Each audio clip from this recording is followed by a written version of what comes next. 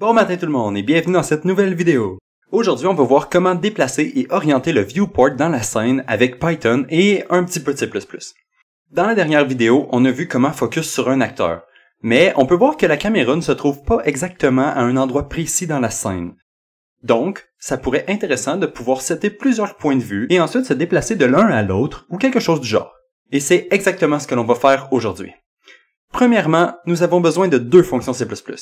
La première est getActiveViewportIndex, qui va nous permettre d'obtenir l'index du viewport qui est actif en ce moment.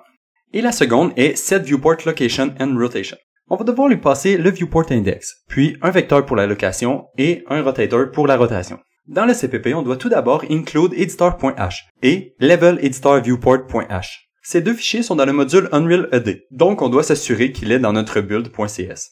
Pour la fonction getActiveViewportIndex, si l'éditeur n'est pas nul et que currentLevelEditingViewportClient est valide, on peut le retrouver dans la liste des Level Viewport Clients et ensuite retourner son index. Ensuite, pour le setViewportLocation and Rotation, on utilise notre index pour obtenir un viewport.